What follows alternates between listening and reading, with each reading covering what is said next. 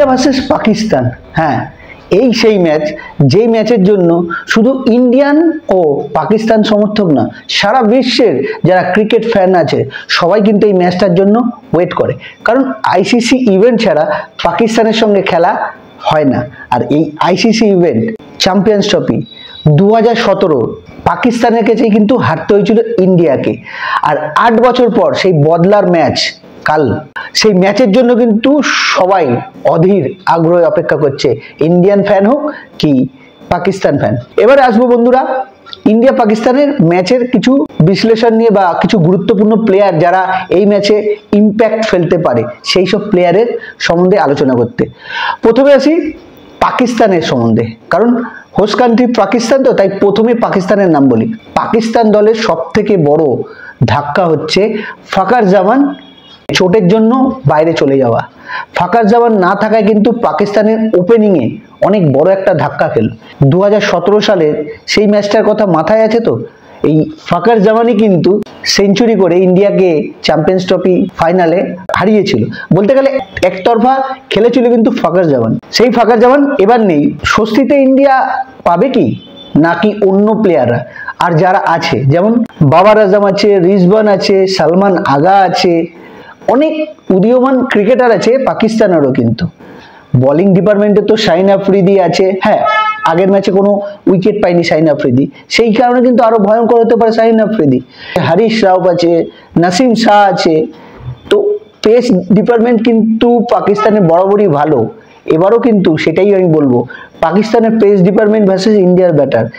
এবার ইন্ডিয়ার যারা এই ম্যাচে নজর কাটতে পারে বা যাদের উপর নজর থাকবে তাদের মধ্যে প্রথমেই বলবো ক্যাপ্টেন রোহিত শর্মা। ক্যাপ্টেন রোহিত শর্মা ফর্মে ফিরলেও প্রথম ম্যাচে কিন্তু সেইভাবে ব্যাটিং করতে পারেনি। হ্যাঁ, খেলছিল ভালো, কিন্তু ব্যক্তিগত যে 41 আউট হয়েছিল তখন অবধি কিন্তু রোহিত শর্মাকে ভালো লাগছিল। তারপর কিন্তু 41 রানটাকে যে বড় একটা ইনিংসে কনভার্ট করবে সেটা পারেনি। আর বিরাট কোহলি কিন্তু ফর্ম এখনো কিন্তু সেইভাবে ফেরেনি। এই সেই ম্যাচ পাকিস্তানে, সেখান থেকে কি বিরাট কোহলি ফর্মে ফিরবে? এটাও কিন্তু একটা চিন্তার বিষয় থাকছে। সব থেকে আমাদের যেটা স্বস্তির বিষয় সেটা হচ্ছে ভাইস ক্যাপ্টেন শুভমান গিলের ফর্ম রয়েছে, শ্রেয়াস আইয়ারও কিন্তু ফর্মে রয়েছে। আর একটা চিন্তায় রাখছে সেটা হচ্ছে হার্দিক পান্ডিয়ার বোলিংটা।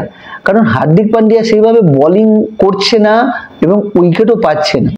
আর স্পিনারদের মধ্যে রবীন্দ্র জাডেজা এর আগের দিন উইকেট পায়নি, ঠিক আছে। আকসার প্যাটেল 2 উইকেট পেয়েছিল, কিন্তু মেইন যে স্পিনার কুলদীপ যাদব কোনো উইকেট পায়নি। এটা কিন্তু চিন্তায় থাকবে ক্যাপ্টেন রোহিত শর্মা। তাহলে কি কুলদীপ যাদবের জায়গায় বরুণ চক্রবর্তী খেলবে, নাকি 3টে স্পেসারে খেলবে?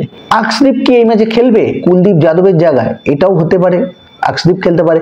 আবার ওয়াশিংটন সুন্দরকেও খেলাতে পারে, কারণ ওয়াশিংটন সুন্দর অফ স্পিনার, বোলিং করে, ব্যাটিংও ভালো করে, অলরাউন্ডার। সবকিছুর মধ্যে নজর থাকবে কিন্তু রোহিত শর্মা ও বিরাট কোহলির ওপর।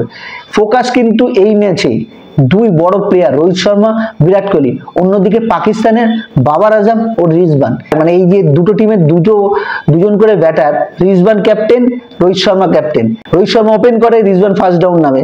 এখানে একটা ব্যাপার থাকবে, যেহেতু পাকিস্তানের ফাকার জামান ওপেন করবে না, সেক্ষেত্রে কি রিজওয়ান ওপেন করতে আসবে বাবার আজমের সঙ্গে? আমার মনে হয় না রিজওয়ান ওপেন করবে। রিজওয়ান ফার্স্ট ডাউন যেখানে ছিল সেখানেই থাকবে। এই জন্যই বললাম বাবার আজম, রিজওয়ান ও রোহিত শর্মা, বিরাট কোহলি, এদের উপর কিন্তু পুরোপুরি এই বড় ম্যাচে সবার নজর থাকবে। ইন্ডিয়ান ফ্যানদের যেমন বিরাট কোহলি আর রোহিত শর্মার উপর, পাকিস্তান ফ্যানদেরও কিন্তু তাই, বাবার আজম ও রিজওয়ানের উপর নজর থাকবে। তো বন্ধুরা, কালকের এই মহরণ ম্যাচ কি হবে, কতটা স্বস্তিতে কোন টিম থাকবে সেটা কিন্তু সময় বলবে। কারণ এই ইন্ডিয়া পাকিস্তান ম্যাচ মানে নার্ভের চাপ। যে নার্ভের চাপ সামলে খেলতে পারবে সেই কিন্তু এই ম্যাচে জেতার জন্য কিন্তু এক ধাপ এগিয়ে থাকবে। আপনারা কি বলছেন, কালকের ম্যাচে কাকে এগিয়ে রাখবেন?